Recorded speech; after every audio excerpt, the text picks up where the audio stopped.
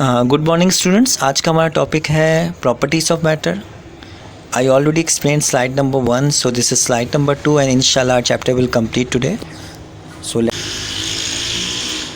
State Pascal law and its application. Pascal law क्या होता है और उसके एप्लीकेशन बताइए। एप्लीकेशन मतलब यूजेस। तो सबसे पहले पास्कल लॉ पढ़ते हैं। What is Pascal law? When we applied a pressure into a liquid it is transmitted equally in all direction.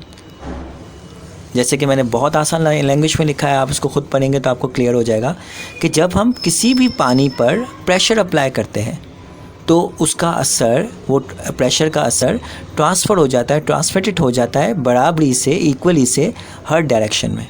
अब इसको फर्दर समझने के लिए यहाँ पर एग्जाम्पल है कि take a vessel with 4 piston. एक वेसल ले, एक बर्तन ले जिसके 4 पिस्टन है, A, B, C and D। अब पिस्टन क्या होता है? ज़िंदगी में किसी न किसी, सब ने कभी ना कभी तो इंजेक्शन लगाया होगा।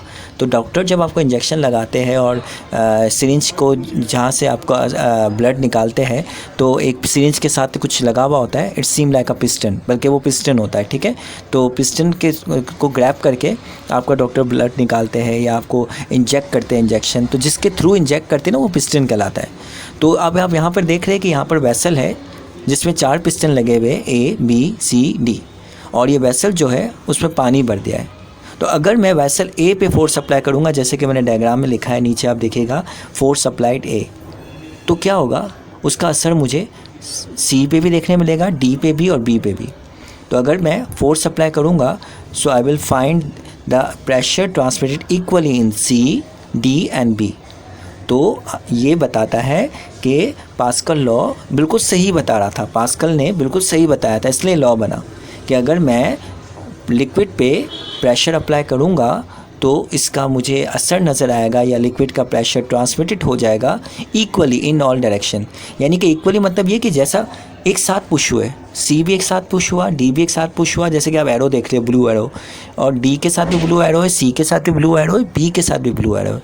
इट्स मीन एक साथ इन लोगों ने पिस्टन ने मूव किया। It shows that the pascal law is correct. Pascal law की एप्लीकेशन है यानी यूजेस है जो कि 3 है। हाइड्रोलिक लिफ्ट जिसका नाम है हाइड्रोलिक जैक, दूसरा नाम hydraulic breaks and hydraulic press.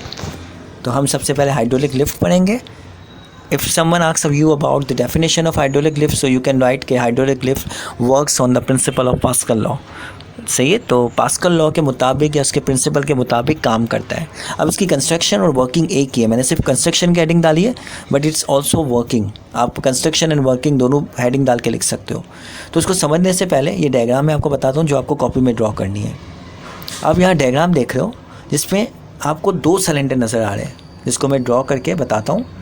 ये सिलेंडर A छोटा सा और ये सिलेंडर B बड़ा सा। सिलेंडर बीकर की तरह का शेप का होता है, मतलब बीकर तो नहीं है, मतलब मैंने ऐसे एग्जाम्पल नाम दे दिया।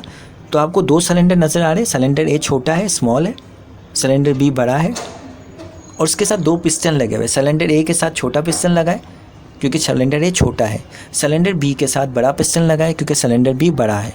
और इनके अंदर आप देख रहे हैं ब्लू ब्लू, ये ब्लू ब्लू उसके अंदर, तो इसमें जो लिक्विड होता है वो इजीली मूव करता है। तो हम मोस्टली इसमें पेट्रोल डाल देते हैं, तो ऐसा लिक्विड डालते हैं जो कि इजीली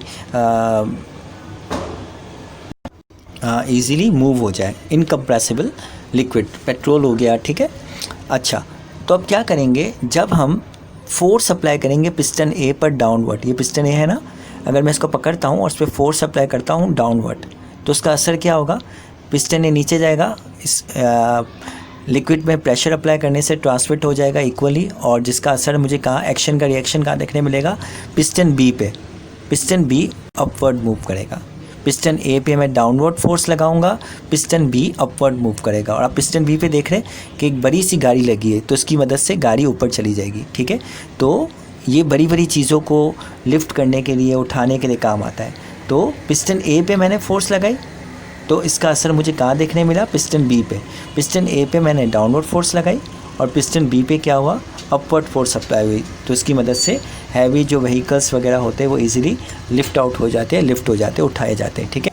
अच्छा, अब मैं इसकी कंस्ट्रक्शन और वर्किंग पढ़ता हूँ, क्योंकि अब हमने इसको डायग्राम से अंडरस्टैंड कर लिया था। अब मैं इसकी कंस्ट्रक्शन और वर्किंग आपको समझाता हूँ।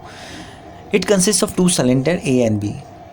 देखिएगा 2 सिलेंडर है A और B, जैसे कि मैंने आपको अभी समझा दिया।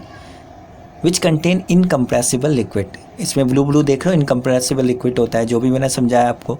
Cylinder A has smaller area, cylinder B has larger area, both cylinder are fitted with piston A and B. Cylinder A देखिए छोटा है, सिलेंडर बी बड़ा है, और दोनों पिस्टन ए और बी से लगे हुए हैं। फिर क्या कह रहा है, आगे देखते हैं।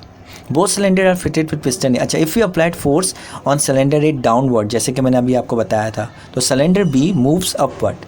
It use to lift a heavy load such as heavy vehicles, जैसे कार हो गया, बड़ी बड़ी गाड़ियाँ हो गई, लॉरीज हो गई, ठीक है, इसको उठाने के काम आता है। तो ये हाइड्रोलिक लिफ्ट हो गया। अब हम पढ़ेंगे हाइड्रोलिक प्रेस। उसी की तरह हाइड्रोलिक प्रेस का भी, hydraulic press work on the principle of pascal law. तो सेम है बिल्कुल जैसे कि मैंने उधर बताया था, लेकिन इसमें गाड़ी की जगह थोड़ा सा फ़र्क आएगा। इसमें भी सिलेंडर होता है, ए छोटा सिलेंडर और बी बड़ा सिलेंडर। ये दो सिलेंडर पे कंसिस्ट होता है। पिस्टन लगा हुआ होता है, छोटे सिलेंडर के साथ छोटा पिस्टन ए, बड़े सिलेंडर के साथ बड़ा पिस्टन बी, और इसके अंदर इनकम्प्रेसिबल लिक्विड होता है, पेट्रोल वगैरह जो होता है, ठीक है। और इसके अंदर थोड़ा सा एक डिफरेंट होता है कि इसके ऊपर रैगिड रूफ लगी हुई होती है, रिजिड रूफ लगी हुई होती है। अब इसमें आप देख रहे हैं कि रिजिड रूफ है। रिजिड रूफ मतलब हम कह सकते हैं खड़खड़ी, तो ऐसी रूफ जो कि किसी भी चीज़ को कुचलने के काम आती है, सही है। इसको कहते हैं रिजिड रूफ, मतलब दीवार। तो बिल्कुल सेम है, उसमें गाड़ी लगी हुई थी, इसमें रिजिड, इसमें गाड़ी नहीं है, बल्कि आप ये कुछ देख रहे, ये कॉटन है, सही है।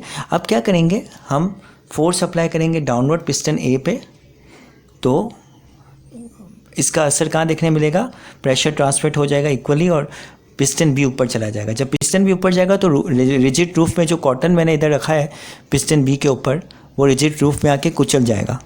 तो उसकी मदद से क्या होगा, तो आप देखते हो रज़ाई भरने वाले जो ज़ोर से ना लकड़ी किसी भी चीज़ से मार रहे होते ताकि वो कॉटन है ना बेल हो जाए, कॉटन सीधा हो जाए, तो ये बहुत मुश्किल काम होता है। लेकिन हाइड्रोलिक प्रेस की मदद से क्या होता है कि जो कॉटन के छोटे छोटे टुकड़े होते हैं, जो ये लोग फसल वगैरह से या खेत वगैरह से, वॉट एवर, मुझे इतना आइडिया नहीं है, तो जहाँ से भी लाते हैं, ठीक है, लाने के बाद वो छोटे छोटे टुकड़ों को एक प्रॉपर शक्ल में रिजिड रूफ के ज़रिए कन्वर्ट कर दिया जाता है, तो उतना टाइम वेस्ट नहीं होता। तो यहाँ पर हाइड्रोलिक प्रेस का ये काम होता है। तो अब हम इसकी कंस्ट्रक्शन और वर्किंग को पढ़ते हैं तो हमें और क्लियर हो जाएगा। बिल्कुल उसी की तरह सेम है, बस थोड़ा सा फ़र्क है।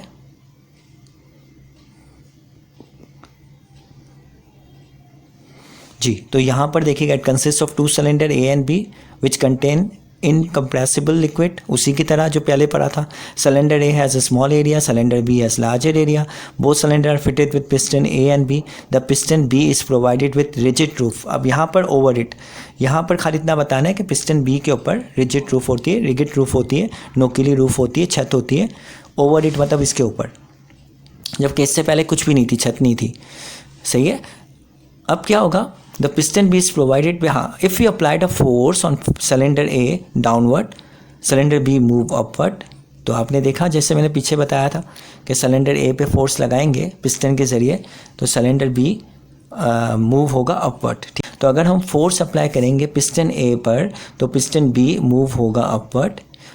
देख रहे हैं आप, पिस्टन ए पे हम फोर्स अप्लाई करें तो पिस्टन बी मूव हो रहा है अपवर्ड, जिसकी वजह से क्या होगा, it is use to compress soft material like cotton into compact bale. अब हम पढ़ेंगे हाइड्रोलिक ब्रेक, इसका थर्ड एप्लीकेशन या uses. Hydraulic brake is used in cars, lorries and motorcycle.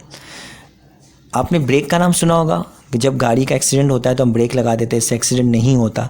तो नॉर्मली ब्रेक जो होता है ये पास्कल लॉ की वजह से ही लगा हुआ होता है। तो उसको समझने से पहले मैं आपको यहाँ पर डायग्राम बताता हूँ ताकि इजीली आपको समझ में बाद में आ जाए। आप देख रहे हो, ये पाँव है गाड़ी का, जो हम पैडल लगाते हैं ब्रेक, ये पैडल है। ये येलो देख रहे हैं आप, ये इनकम्प्रेसिबल लिक्विड है। इसमें दो सिलेंडर होते हैं, एक ये जो है वो मास्टर सिलेंडर है और ये छोटा सा स्मॉल सिलेंडर है। अब क्या होगा, मास्टर सिलेंडर के अंदर येलो लिक्विड होता है जिसको इनकम्प्रेसिबल लिक्विड कहते हैं। स्मॉल सिलेंडर में लिक्विड नहीं होता, इसमें लिक्विड नहीं होता, ठीक है। अब हम क्या करेंगे, पैडल के थ्रू फोर्स अप्लाई करेंगे। वो फोर्स अप्लाई कहाँ हो जाएगी, वो फोर्स अप्लाई हो जाएगी मास्टर सिलेंडर में। तो मास्टर सिलेंडर में इनकम्प्रेसिबल लिक्विड होगा और इसके साथ ट्यूब लगी हुई होगी, तो लिक्विड जो है वो आगे ट्रांसफ़र हो जाएगा ट्यूब के ज़रिए स्मॉल सिलेंडर पे। स्मॉल सिलेंडर किससे जॉइंट है, पहिए से। तो पहिए से जॉइंट हो तो यहाँ पर फ्रिक्शन फोर्स पैदा हो जाएगी और गाड़ी फ़ौरन से रुक जाएगी, जिसकी वजह से एक्सीडेंट वगैरह नहीं होगा। तो ये इस तरीके से काम करता है हाइड्रोलिक ब्रेक, ठीक है, जो गाड़ियों वगैरह में लगा हुआ होता है। तो अब मैं आपको इसका जो लिखा हुआ है वो समझाता हूँ।